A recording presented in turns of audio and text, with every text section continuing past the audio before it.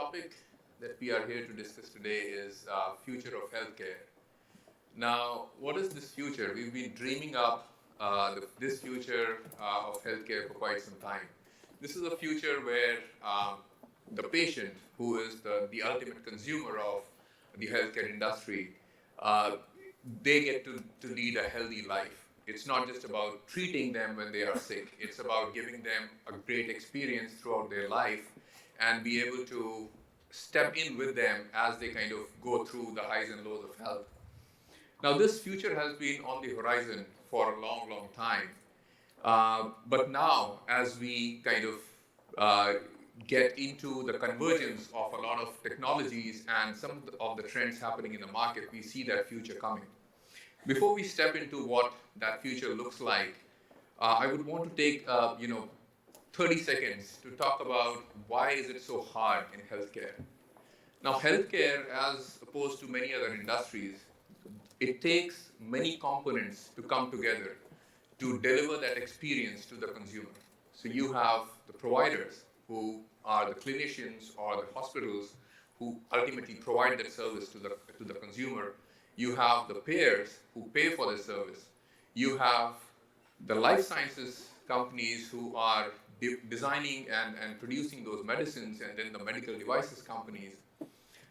All of these components need to come together seamlessly to be able to provide the experience to the consumer. And then there is regulation that needs to keep step with all the advancements that happen across all of these four industries to keep improving that experience for the consumer. And if I'm allowed to kind of borrow an idea from Mark Hill, this is an industry where it does not give you a second chance. You cannot fail fast. You cannot get the treatment right the second time or the third time. You've got to do it right the first time. And that again impedes the pace at which you can go forward. But today we are not here to talk about why it cannot be done. The two gentlemen I have with me in this on this session are examples of how to get it done. And I have Lennon and Mark Hill. Sean, do you want to quickly introduce yourself? Yes. So I've been with Allergan for 8 years.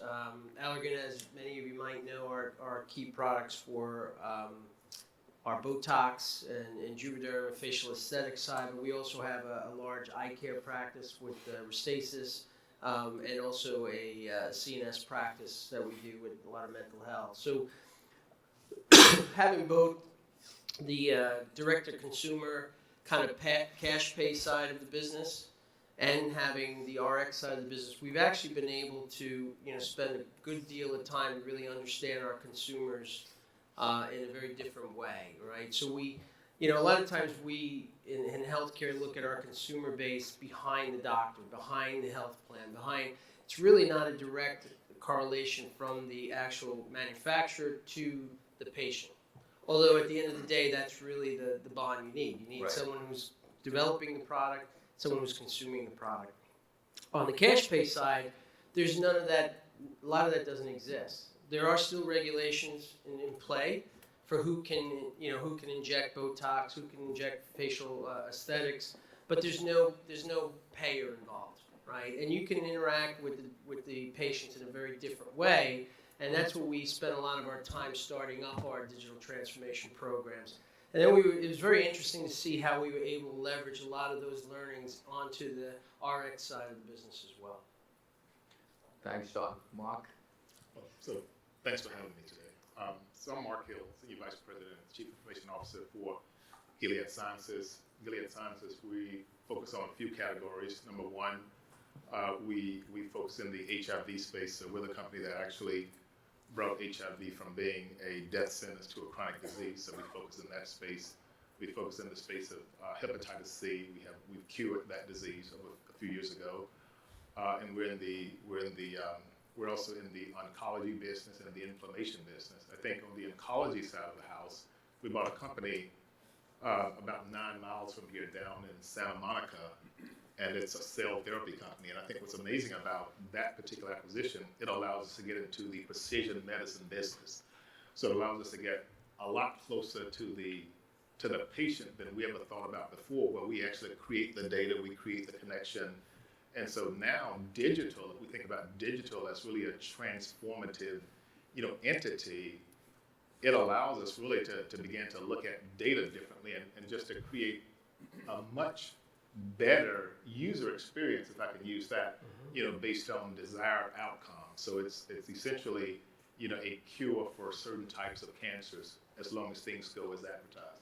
And I believe one of the things we'll talk about later is the whole notion of outcomes. As we move, ahead, in this industry, it's going to be more based on the outcomes you receive, versus what we say a pill is going to do for the masses. So, but that's our space. So when we think of life sciences as somebody from outside the industry, this is an industry that is typically seen as working behind the doctors, working behind the hospitals. Why is it important for life sciences firms to have direct-to-consumer connect? How does that help advance what you are trying to do and improve the outcomes for the patient? What do you take? Well, I believe, and we believe, that the patients that consume our products have a right to know us. Mm-hmm. Right? I just think that is a fundamental truth, right? If I was a software developer, or if I'm one of the big companies, you actually deal with me. Right. For us, we go through about three parties, I guess, payers, providers, so on and so forth. We feel that we are data-rich entities. We spend a lot of time going from non-human primates, into human, just understanding so much about the patient journey, yet we're behind the firewall. Right. Now, when something doesn't go well, we're in front of the firewall. So if we're going to go through, this pain and suffering for no reason, why not but there are ways for us to do it, to actually have this connection to the patient so that we can understand that journey. So if I'm giving Sean a pill, it would be good to understand that journey and if it's actually doing the things that we said it's going to do. Right, so I think having that. Now, we have ways of doing that now as we create more devices and things of that nature that sends signals back to us. We still have to be careful of what we can do with that information, if you will. But in the cell therapy business, we have a direct connection with the patient. We actually, take your blood as an example, we manipulate your cells, and then we know you for the rest of your life, and we get to monitor how you're doing. So we've created this connection with precision medicine or personalized medicine. And I just think it's just really important, as we go forward, that we're part of that patient journey, right? As opposed to constantly knocking on the door, trying to understand, what's going on, because ultimately you are using the end product that we create to, solve major conditions for humans. Right. So yeah, I would mimic a lot of what you added. I think the biggest challenge is really bringing the patient into the process and allowing them to understand what you're trying to get. So if you think about outcomes-based medicines, right, and the whole process of how we're going to do outcomes-based, cash pay business or reimbursement, it really focuses on, all of what you do now with medical devices and products is you pay up front. And then over time, you hope that whatever therapy you're paying for is going to actually help you. The goal of an outcomes base is basically you pay a portion up front, and as you hit milestones over time, you pay in more as long as those products achieve those milestones. Now, as Mark said, with medical devices, it's a constant. There's a connected device that's continually giving data back. On a pharmaceutical product, it's different. The biggest challenge is that fall off of data post the first prescription, right? Right. But I think if you brought people in and utilized all of this data that we've gathered over time to provide the insight back. So for someone with psoriasis, to be able to tell them that if you start to take your therapy now, your skin will be clear before your daughter's wedding 35 days from now. That's a whole different discussion, right? Right? Or if you're saying to individuals, if you take part in this process, it lowers your cost in, and as long as you follow this program of therapy, you'll actually you will have lower end cost, or you'll have the proper outcomes that then merit that cost model. And I think that's the challenge, is creating the mechanism to continue that discussion longer term. And I think if you bring, and the data we've seen is if you bring consumers into that discussion, they are much more apt to be part of that overall program, right? Because a lot of times now pharmaceutical products will send them, please refill your prescriptions. They think that's just a revenue driver for us, right? So they don't realize that. And they say, well, I feel better. But we're not giving them insight to say, well, are you really better? Do we have the data to show them, are you really better? Or what percentage better are you? Are you in remission, or are you actually, if it's a chronic disorder, what will be the fall off if you stop taking your medicine? So all of that data is there, but we don't share it, and we don't put it in the way that we have insights back to the patients. But also, in addition to that, what I will say, if you think about the whole notion of having a device that can send you signals back, and when you think about moonshots, well, this is not a moonshot because it's actually coming, soon, to a drugstore near you. Whereas, the pills we take today, for argument's sake, this is a technical crowd, we'll be able to put a bot in that pill, and in the future, that pill will be able to send signals back, to us as it relates to what's going on in your body. So this is being, not even discovered, but perfected right now. So I do think it's going to give us, this unique opportunity going forward. We've got to work clearly with governments and things of that nature to make sure that it's okay for us, to get this information and to use, these types of pills, down the road to do what I just said. So looking forward to that at some point.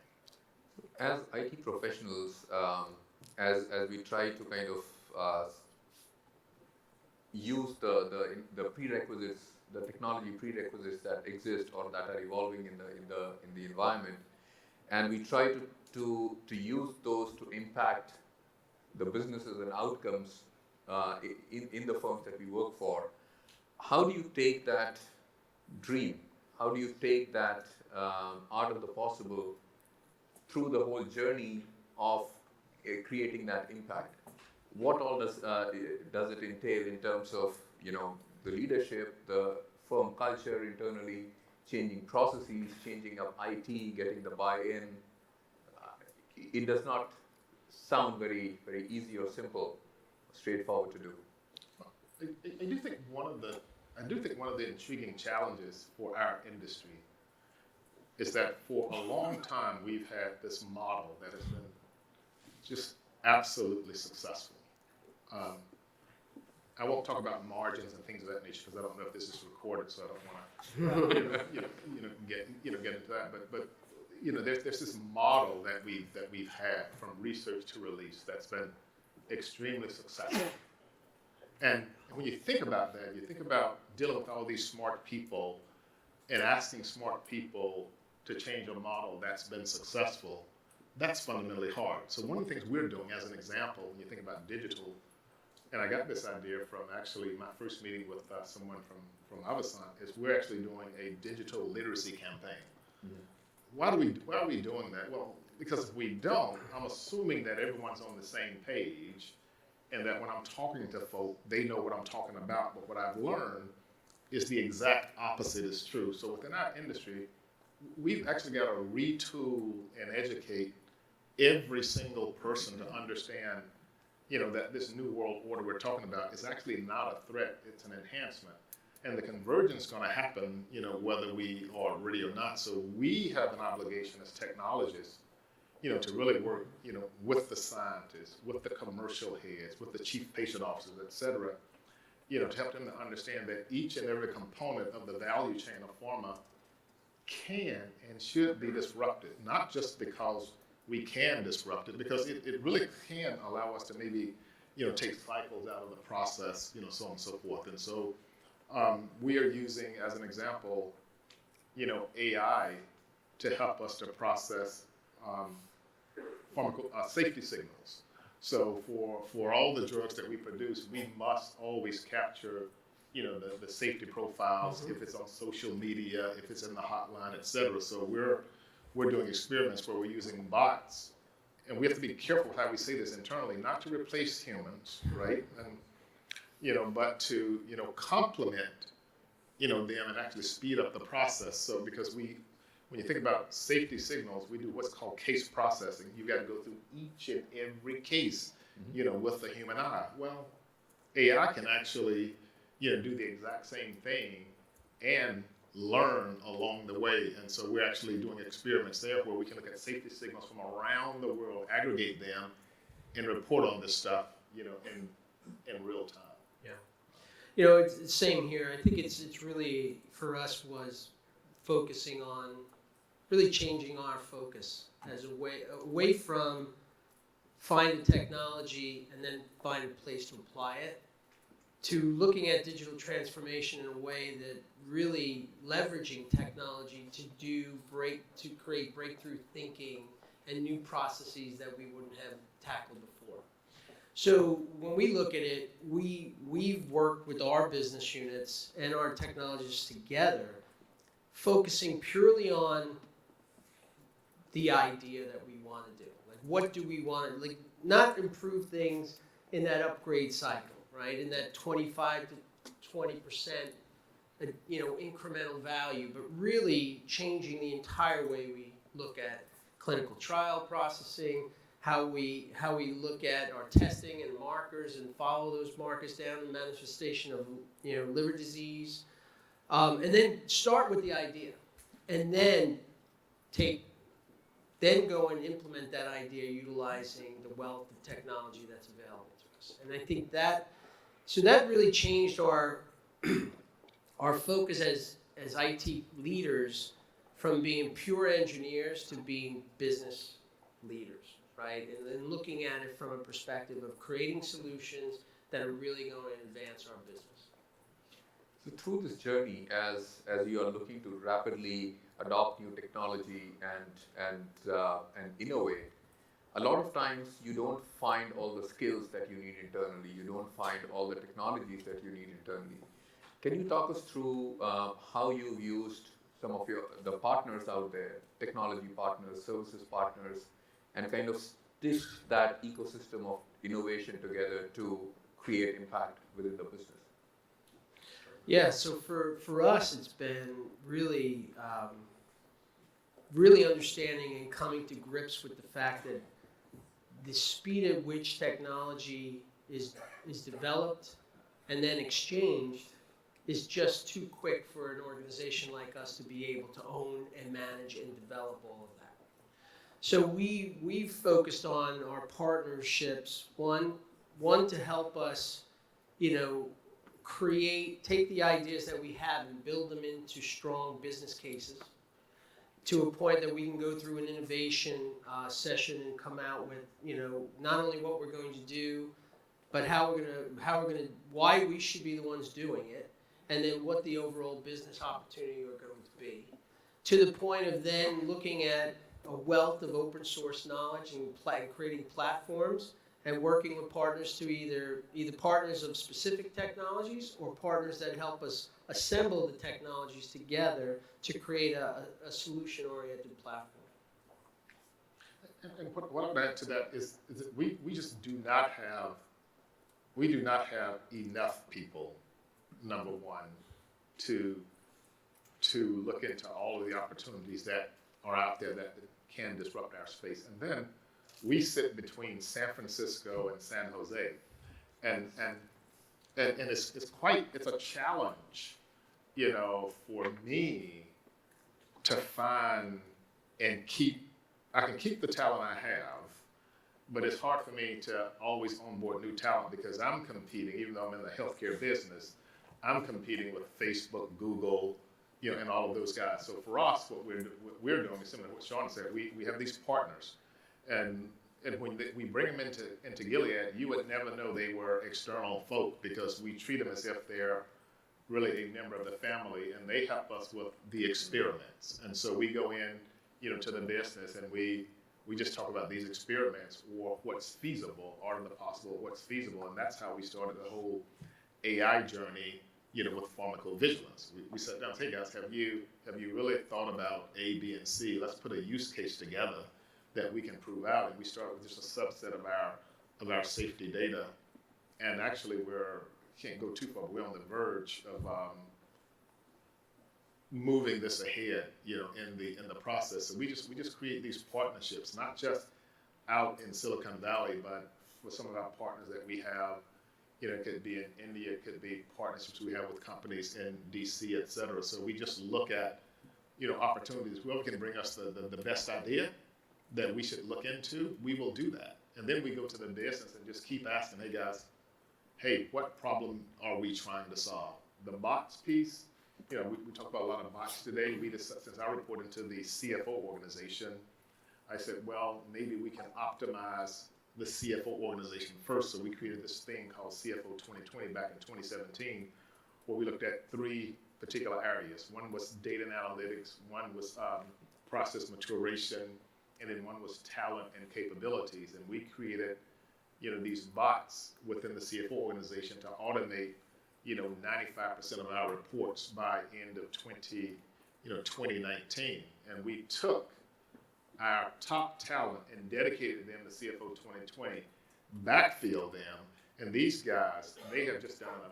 amazing job for us with actually, creating the bots, and we call our bot Eve, EVE, that's her name, and there are several Eves. We have an Eve with a Chinese name, so on and so forth, and so it's just been this amazing, partnership and then we've communicated this practice to the entire company.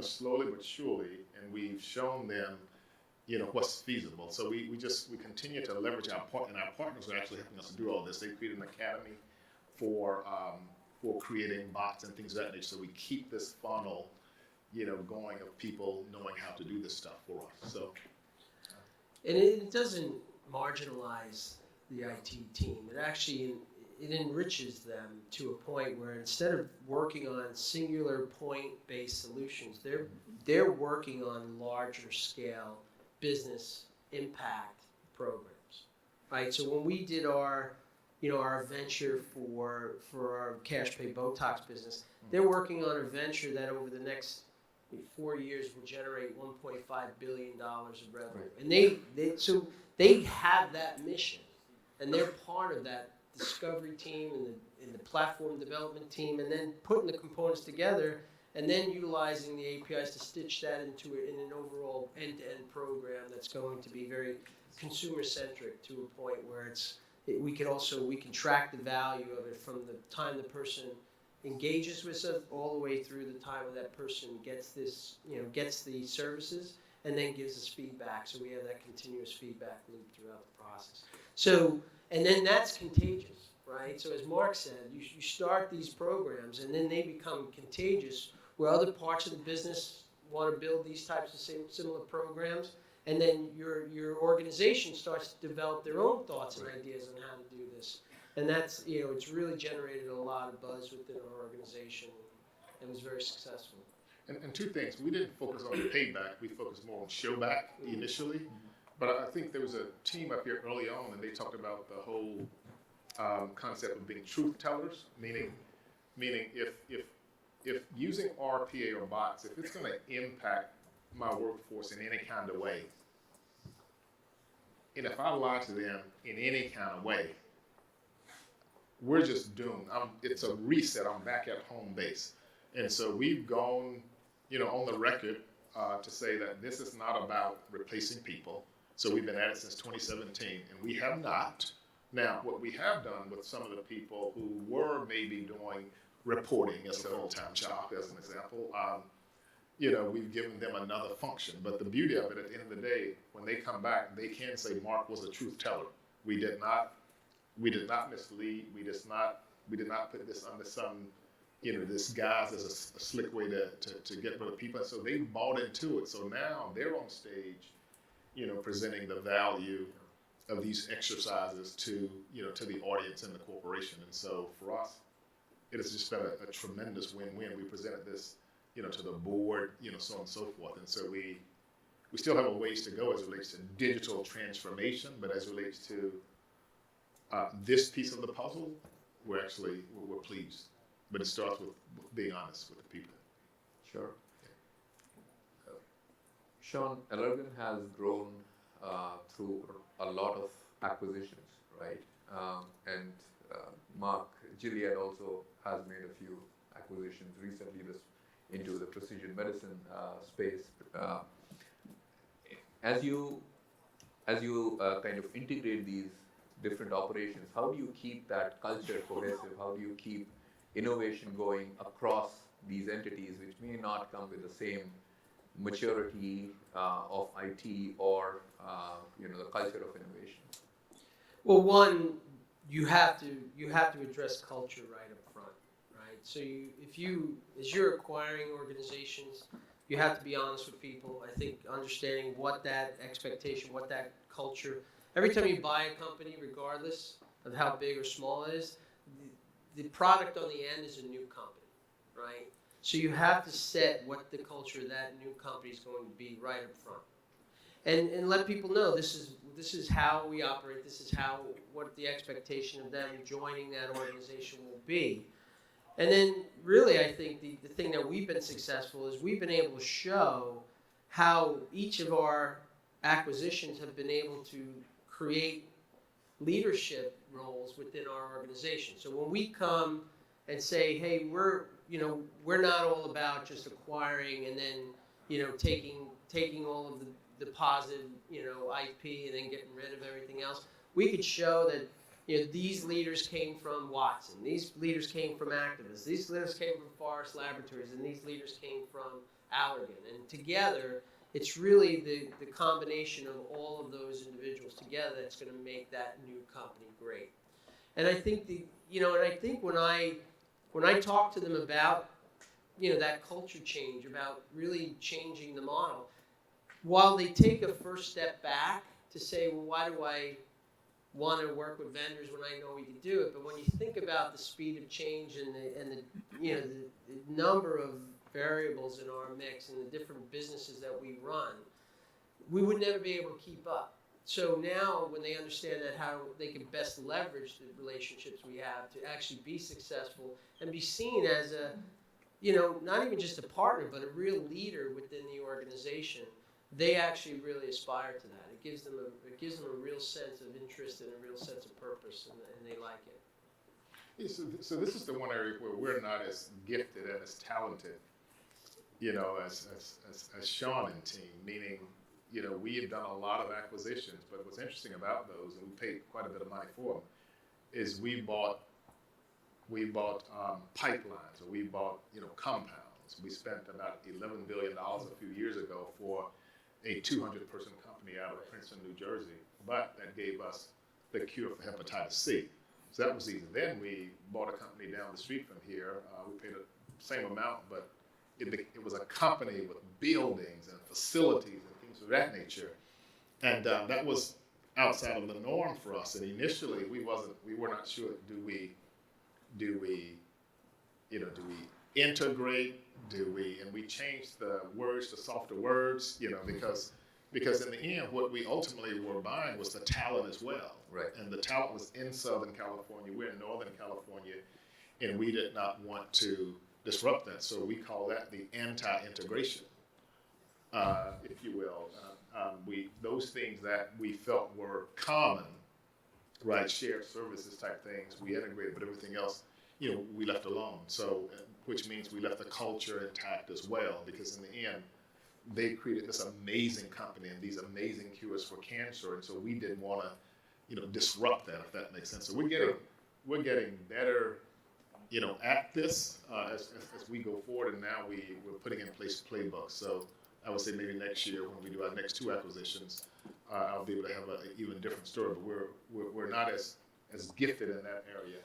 Yeah, but I mean, in some of our acquisitions, we actually took on the culture of the acquired organization. Or we looked at every acquisition and identified the assets that we were getting, right? So were they better at commercial than we were? Were they, in Allergan, when we purchased Allergan, Allergan had a single instance SAP system. Worldwide, had finance, manufacturing, shared services built into it, procurement built in. Activist, the company who bought Allergan, at that point we had 54 ERP systems. Wow. So we actually then changed our entire business model to adapt and adopt that business model, because it got us to a point where we want a single instance within 18 months. And for a price tag that was less than $100 million, which is ridiculous when it comes to an SAP consolidation. So we tried to look at what was really the best of the focuses. So if we bought a company that had a really strong, great culture, we would try to adapt as many assets or parts of that culture into our culture as we could. Because otherwise you just became big and bureaucratic and became hard. So we wanted to keep that, we started as a generic company, so we always said we want to keep that generic DNA. And that's, higher volume, faster thinking, nimble, and, not as high margin. So we didn't really get focused on the margin aspect, but more on the real delivery aspect of things. Yeah, I think we're still learning. I mean, I know some of the speakers on stage, they've been around 140 years, 130 years. Et cetera. We're a grand old 30, and we've been profitable about 10 of those, but insanely profitable. But still, 30 years. That's a baby in our industry. Sometimes it can take that long to discover a drug. So, but yeah, so we're definitely learning along the way. So again, changing tracks a little bit, and again, looking at the industry holistically as we talk about the future of healthcare. We are seeing a lot of convergence of very disparate entities like CVS buying Aetna, so that gives a pharmacy business, payers and provider capabilities. DaVita being bought over by United Health. Do you see that as being the direction of the future, where large players try to get all the components of healthcare together, to be able to provide a more seamless experience to the consumer? Or do you think it can be done without that hyper convergence, if you may? I think a lot of the bigger, acquisitions that are happening now are focused on trying to offset the disruption that's at the doorstep, right? We talked earlier about, once that announcement was made by, Buffett, Bezos, and Diamond, that next week the entire healthcare and pharmaceutical industry lost about 30% of its value on the market, because people realize that those innovators will not only come in and change specific development of product, but the whole ecosystem end to end. Absolutely. So I think companies like you mentioned, CVS, are coming together. We're really trying to create more of a, as much as it's going to be focused on the customer, it's getting that foothold in with the customer to help offset potential disruption that may come in the future, in my opinion. I don't know if you agree with that. I mean, I agree with that 100%. I just think more convergence, is coming in. I think we, though, as pharmaceutical companies, we're paying attention, and we feel the impact, of this. Because when you bring those three players that normally didn't really coexist, and they were competitors. So now you're putting them under one umbrella, right? That's really going to force even more, innovation and engagement, on our side. And then as you get these large players like, Amazon, JP Morgan, and Berkshire Hathaway together to look at opportunities, it's not necessarily a wake-up call, but it's clearly a signal, to us to even speed up our innovation curve, I believe. Yeah, I mean, think of it 5 to 10 years ago, biotechs would come up with a lot of these ideas for the top products are coming out of smaller shops that are singular focused. Right. And big companies like mine would go to those organizations and look at them and say, one, we can provide you funding, take you through development. We can provide you a field organization that's going to be able to distribute this product or be able to speak about this product across all of these different, therapy classes. Think about it now, spin it to today. These organizations can get funding on their own now. They don't need the funding to go through development. They can start to work together with other organizations to do development. Clinical trials are going to be changing so dramatically that there's nothing that big pharma can offer that can't be offered outside. And think about the sales organization within pharma. The days of the going to a doctor's office, filling a sample cabinet and waiting for that signature on your sample cabinet, that's going to change dramatically. So at some point, they don't need that big organization to come in and buy them. And so now they can take their own IP forward at much larger profits and being able to launch their own products in the future. And it's just going to continue down that path, I think, as we go forward. I also think the complexity will increase as well, just because all the easy diseases we've solved for those. Right. Right. So now we're getting into these even more complex, and rare diseases. There are hundreds of cancers out there that we're trying to solve. So I just think it's going to get even more complex, but I think at the same time there's going to be more convergence and even more disruptions. So right now in Silicon Valley, as we speak, every single day there's someone, knocking at the door. Hey, Mark, you want to try A, you want to try B, you want to try C. We think we can optimize, your clinical trial, process. Virtual trials are actually here. We don't hear about it a lot, but now we'll be going to be able to take bots and now have these global virtual trials down the road where the bots will deliver the medicine. We'll just have a nurse show up at your house, and as opposed to putting all of you co-located in a clinic. Right. So I would say that lots of conversion, lots of disruption. It's actually here to stay in our space, but I also think it's going to give us the opportunity to solve these really, really, really complex diseases that are. And I think the convergence will also drive a lot of prevention, because when we talk about the whole value-based care or outcome-based healthcare, it's not just about treating, it's also about preventing diseases. So to Sean's point earlier, if you can predict that a condition is going to hit you in 35 days or there is a need for an intervention, how can you preempt that and deliver probably a solution or a medication which is far less invasive and kind of just Absolutely. not let that situation occur at all. Look at diabetes and how, the whole non-alcoholic liver disease is coming Right. from childhood obesity. So it's just going to continue to grow. And the more information that we have that give insights to help offset that before it's need to have, a therapy or a product, it's only going to make everyone's lives a lot more enriching, as we go forward. As much fun as we've been having, I've been given some signals that we have just probably 2 minutes left. So, any closing thoughts from you, Sean, from you, Mike? When we talk about this future of healthcare, what's on the horizon? We talked about outcome-based care. We talked about prevention. We talked about wellness and quality of life. And we also talked about the fact that we are starting to see a lot of that disruption and change happen now. It's almost, a curve that we are, a point that we are crossing in this whole journey.